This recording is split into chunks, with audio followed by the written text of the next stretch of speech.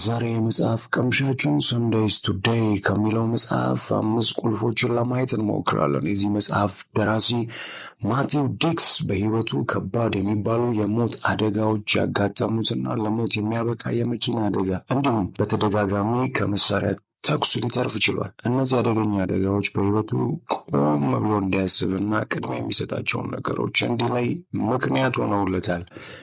በአንድ ወቅት ምንም የሌለው ድሃ መኪና ውስጥ የሚኖር ዳቦ ቤት ውስጥ የሚሰራ ተላላኪ ነበር። በህይወቱ ከተፈጠሩ አደጋዎች በኋላ ከፍተኛ ሽያጭ ያስመዘገቡ መጽሐፍት ደራሲና የህይወት ክህሎት አሰልጣኝ እንዲሁም በተደጋጋሚ ጊዜያት ተሸላሚ የሆነ ጋዜጠኛ ለመሆን በቅቷል።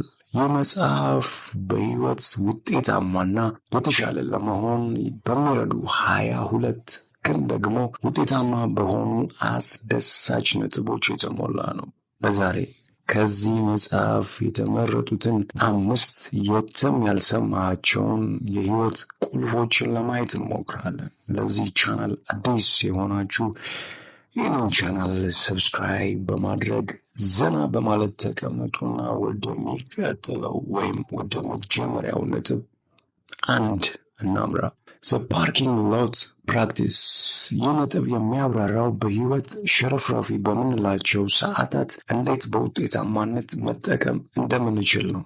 እንበልና ባንክ ቤት ላይ ወረፋ እየጠበቅ ወይም ወራዊ ክፍያ ወይም ጉዳይ ለማስፈጸም ተራን እየጠበቅ ነው እንበል። እናም በዚህ ወቅት ብዙዎቻችን ቲክቶክ በማየት ወይም እንዲያ የሆኑ ነገሮችን ስልካችንን በመጎርጎርና ጊዜያችን እየተቃጠለ እንደሆነ በማሰብ እየተበሳጨን ወረፋችን እስኪደርስ እንጠብቃለን። ነገር ግን የጀመርከውን መጽሐፍ ለማንበብ አሊያም ቀንህን ለማቀድ ግብና እቅዶችን ለመገምገምና ለመቀለስ እንዲህ ያሉ ሰልፍና ወረፋ በሚመስሉ አጋጣሚዎች ውጤታማና አንተን ሊረዱ የሚችሉ ነገሮችን በማድረግ ልትጠቀምባቸው እንደምትችል የሚያብራራ ሀሳብ ነው። ደራሲው እዚህ ነጥብ ላይ የድሮ ወታደሮች በጦርነት ፍልሚያ ውስጥ ሆነው ምናልባት የነበረውን ጊዜ ለማስታወስ ያሉበትን ሁኔታ ይጽፉ ነበር። ለሚወዷቸው ፍቅራቸውን ይገልጻሉ ወይም ያሉበትን የስሜት ሁኔታ በቃላት ለማስፈር ያን ከባድና አስቸጋሪ ጊዜ ይጠቀሙበታል። ስለዚህ ሌላ ጊዜ ማንኛውንም ጉዳይ ለመፈጸም ስትሄድ አሰልቺ ሰልፍና መጉላላት ሲያጋጥም ከመማረርና ከማጉረምረም ይልቅ ተራና ወረፋ እስኪደርስ ድረስ ያለችን ውድ ጊዜ ለአንተ በሚመች መልኩ ውጤታማ በሆነ መንገድ ተጠቀም። ይህ የመጀመሪያው The parking lot practice የሚባለው ነው። ተራና ወረፋ እስኪደርስ ድረስ ያን ጊዜ ውጤታማና ለአንተ ጠቃሚ በሆነ መንገድ ተጠቀምበት። እንዲሁ በከንቱ አታሳልፈው። ሁለተኛው The minutes mindset ቀናችንን በምናቅድበት ጊዜ አብዛኞቻችን የምናቅድበት መንገድ ቀናችንን በሰዓት ከፋፍለን መጠቀም እንዳለብን ነው። ከዚህ ሰዓት እስከዚህ ሰዓት ይህንና ያንን አደርጋለሁ እንላለን። እንዲህ ያለ የጊዜ አጠቃቀም ብዙ ደቂቃዎች እንዲባክኑ ያደርጋል በማለት ደራሲው ይገልጻል። ከሰዓት ይልቅ ቀናችንን በደቂቃዎች ከፋፍለን ለመጠቀም ብንሞክር የተሻለ ውጤት እንደምናገኝ ደራሲው ይገልጻል። ይህንንም በምሳሌ ሲያስቀምጥ በአንድ ወቅት አንድ ሰው ለማግኘት ተቀጣጥረን ስለነበር በተቀጣጠርንበት ስፍራ በተባለው ሰዓት ቀድሜ ደረስኩ። የቀጠርኳት ሰው ግን 7 ደቂቃ አርፍዳ መጣች። በማርፈዷም ይቅርታ ጠየቀች። ነገር ግን እነዚያን ደቂቃዎች ለእኔ የሰጠችኝ ሽልማቶች እንደሆነ ነገርኳት።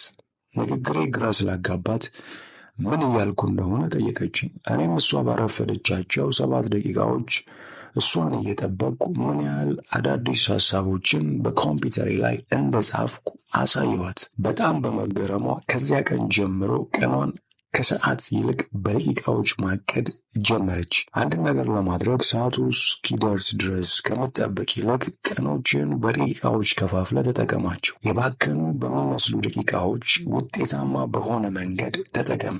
የምሳና የሻይ ረፍቶችን ለራስህ ዓላማ በማዋል ዛሬውኑ ጀምር።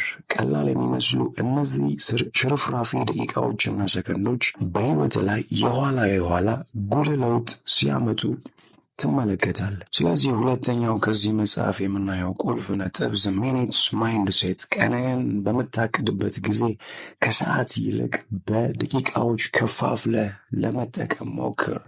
እንዲህ በማድረግ ብቻ በረባ ባረባ የሚባክኑ ደቂቃዎችን ውጤታማ በሆነ መንገድ ለራስህ መጠቀም እንድትችል እድል ይሰጣል። ሶስተኛው ነጥብ ዘ ሊሊ ፓድ ሜተድ የሚለው ነው። ይህ ሀሳብ የሚያብራራው በህይወት ያስቀመጥከውን ግብና ዓላማ እንዴት ውጤታማ በሆነ መልኩ ማሳካት እንደምትችል ጠቃሚ ዘዴን በመጠቆም ነው። ምናልባት ያንተ ግብ መጽሐፍ፣ ዩቱብ መጀመር፣ ቢዝነስ መጀመር ወይም ሌላ ሊሆን ይችላል። እነዚህ ነገሮች በራሳቸው ለመጀመር አስቸጋሪና ተራራ መስለው ሊታዩ ይችላሉ። ግን ደግሞ የምትፈልገውን ግብ ከፋፍለ አንዱን ነገር በአንድ ጊዜ ለማድረግ እቅድ ካወጣ በኋላ ደራሲው እንደሚለው የግድ ከመጀመሪያው መጀመርና መጨረሻው ላይ ማብቃት አለብኝ የሚል ሀሳብ ሊኖርህ አይገባም። በዚህ መልክ እናብራራው እንበልና መጽሐፍ ለመጽሐፍ ብትነሳ ከመጀመሪያው ምዕራፍ መጽሐፍ አለብኝ የሚለውን ሀሳብ መተው አለብህ። ከዛ ይልቅ ግን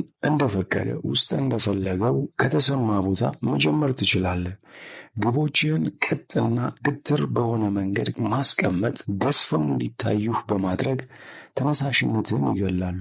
ግብህን ካስቀመጥክ በኋላ የተለያዩ እቅዶችን አውጣ። ደስ ባለና በተሰማ መንገድ በነፃነት ከአንዱ ወደ ሌላው በማለት መስራት ትችላለህ። መጨረሻ ላይ እነዚህ ነጥቦች ሲገናኙ ማመን በሚከብደው ሁኔታ ግብና ዓላማ አስደሳች በሆነ መልኩ ተሳክቶ ታገኘዋለህ። ቀጥ ያለና ግትር የሆነ እቅዶችን አቁም። በነፃነት አቅድ፣ ስራ። ዘ ሊሊ ፓድ ሜተድ ሶስተኛው መርህ ስናጠቃልለው ይሄ ነው። ግባችንን እናስቀምጣለን፣ ነገር ግን ግባችን ጋር ለመድረስ የግድ ከመጀመሪያው መጀመር አለብኝ የሚለውን ሀሳብ ከመሃል ወይም ከመጨረሻው ለመጀመር ነፃ እቅድ ይኑርህ። ይህ ያስቀመጥከው ግብ ተራራ መስሎ እንዳይታይ በማድረግ በቀላሉ ከፈለግክበት ቦታ በመጀመር ደስ ባለ መንገድ በመስራት በመጨረሻ ግን እነዚህ ነጥቦች ሲገናኙ ያስቀመጥከው ግብ በቀላሉ አስደሳች በሆነ መንገድ ተሳክቶ እንድታገኘው ማስቻል ነው። ዘ ሊሊ ፓድ ሜተድ ተጠቀምበት፣ ይሰራል። አራተኛው ዘ ሆራይዘን ሃቢት ነው። አራተኛው ከዚህ መጽሐፍ የምናየው ነጥብ ዘ ሆራይዘን ሃቢት የሚለውን ነው። ብዙ ጊዜ ስናቅድ እቅዳችን ስማርት መሆን እንዳለበት ሲነገረን አድገናል። ስማርት የሚለው ስፔሲፊክ ወይም ግልጽ የሆነ ሜዠረብል፣ ሊለካ የሚችል አቴነብል፣ ልናሳካው የምንችለው እንዲሁም ሪያሊስቲክ እና ታይም ባውንድ በጊዜ የተገደበ ሊሆን እንደሚገባው ሲደጋገም ተነግሮናል። በጣም በሚያሳዝን ሁኔታ ግን እንዲህ ያለ እቅድ እነዚህ ሁሉ ነገሮች ከቁጥጥራችን ስር ውጭ የሆኑ ነገሮች ናቸው እንበልና ዩቲዩብ ጀምረህ በአንድ ዓመት ውስጥ ሚሊዮን ሰብስክራይበር ማግኘት የሚል እቅድ ብታወጣ ይህ ከአንተ ቁጥጥር ውጭ የሆነ እቅድ ነው። ምንም እንኳን ይህ እቅድ ስማርት ቢሆን እንኳን አንተን ዲሞቲቬት በማድረግ ተነሳሽነት ሊያሳጣ ይችላል። እንዲህ ከሆነ ደግሞ አቅደ ከግብ ካልደረስ በአንተ ቁጥጥር ውስጥ ያልሆነ በመሆኑ ነው። የአንተ ስራ ቪዲዮዎችን መስራትና አፕሎድ ማድረግ ነው። ተመልካች በአንተ ቁጥጥር ውጭ አይደለም። ስለዚህ ያቀድከው ነገር ባልተሳካ ጊዜ ዲሞቲቬት ወይም ደግሞ ተስፋ እንድትቆርጥ ያደርግሃል። ከዚህ ይልቅ ግን ይህን አራተኛውን ቁልፍ ተጠቀም። ዘ ሆራይዘን ሃቢት ግቦች መድረሻዎች እንጂ እዛ እንድንደርስ የሚያግዙን ነገሮች አይደሉም። ግብን ለማስቀመጥ ከምትታገል ጠቅለል ያለ ግን ደግሞ እንዴት እዛ እንደምትደርስ ግልጽ ባልሆነ መልኩ ነገሮችን ለማቀድ ሞክር። ይህ ዘ ሆራይዘን ሃቢት ይባላል። የሆነ ልትደርስበት የምትፈልገውን አሻግር ከሩቅ ታየዋለህ። አሁን ላይ ግን ግልጽና እየጠራ አይደለም። ይህንን በምሳሌ እናብራራ እንበልና የአንተ ግብ ሙዚቀኛ መሆን ከሆነ ይህንን ዘ ሆራይዘን ሃቢት በመጠቀም እንዴት ማቀድ እንደምትችል እንመልከት። የሙዚቃ ባንድ አባል መሆን፣ የሙዚቃ ግጥም መጽሐፍ፣ ዲጄ መሆን፣ ራዲዮ አቅራቢ መሆን፣ የሙዚቃ ፕሮዲውሰር ወይም ቴክኒሽያን መሆን፣ አጃቢ ሙዚቀኛ መሆን፣ ኤቨንት ኦርጋናይዘር ወይም ማናጀር መሆን፣ የሙዚቃ አቀናባሪ መሆን። እነዚህ ሁሉ እቅዶች ከሙዚቃ ጋር የተገናኙ ዘ ሆራይዘን ወይም አድማሶች ናቸው። እንዲህ ብሎ ማቀድ ነፃነትንና ጽናት እንዲኖር በማድረግ የግድ የድምፅ ሙዚቀኛ ወይም አቀናባሪ ካልሆንኩ እያልክ ድርቅ እንዳትል በማድረግ ብዙ አማራጮች እንዳሉህ በማወቅ ነፃነትን ይሰጣል። ራስህንም ከማስጨነቅ ለአንተ በሚመች መንገድ እንድትንቀሳቀስ ያስችለዋል። ስለዚህ ሌላ ጊዜ ስማርት የሚለውን እቅድ ተወት። ዘ ሆራይዘን ሀቢት ዘዴን ተጠቀም። some days today ከሚለው ከዚህ መጽሐፍ የምናየው አምስተኛው ቁልፍ the 100 years old plan the 100-year-old plan እቅዶችን ስታወጣ ራስህን የ100 ዓመት ሰው አድርገህ እየውና ያንተ የ100 ዓመት ሰው ላንተ ምን ምክሮችን ሊሰጥ እንደሚችል አስብ እንበልና ስራ እየሰራህ ነው። ልጅ ወደ አንተ መጥቶ እንድትጫወት ፈለገ።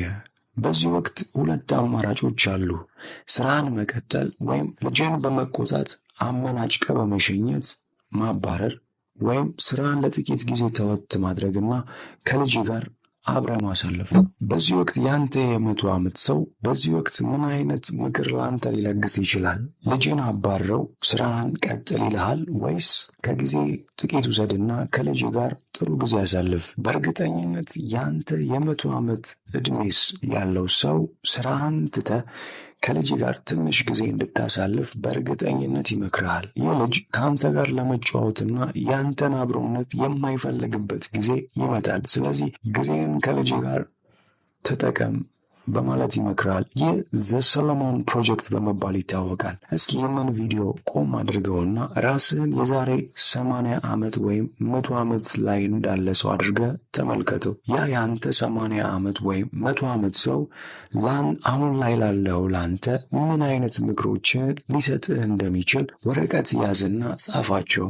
በራስህ የ80 ዓመት ሰው ምክር በእጅጉ ትደነቃለህ። ሕይወትንም ከምትፈልገው ይልቅ ከሚያስፈልግህ አንጻር እንደምትኖር ጥርጥር የለውም።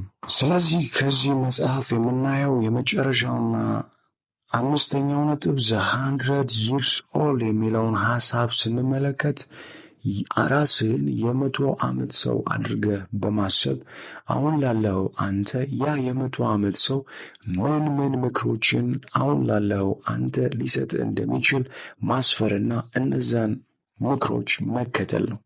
በእርግጠኝነት አሁን ላለው አንተ የ100 ዓመት እድሜ ያለው ያንተ ማንነት ጥሩ ምክሮችን ሊሰጥ ይችላል። ስለዚህ ይህንን ቪዲዮ አሁኑኑ አቁመውና መጽሐፍን ቀጥል።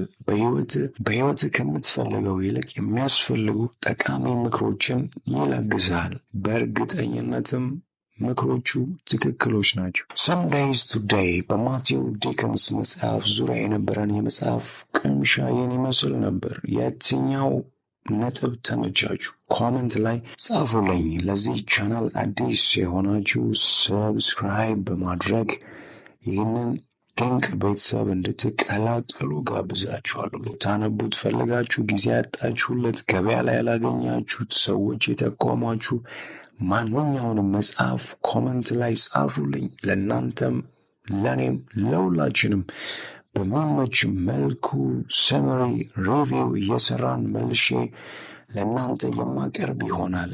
ሁሌ እንደምለው ይህንን ቻናል ሰብስክራይብ አድርጉ። ሁሌ እንደምለው አዲስን ነገር መስማትና መናገር እንልመድ።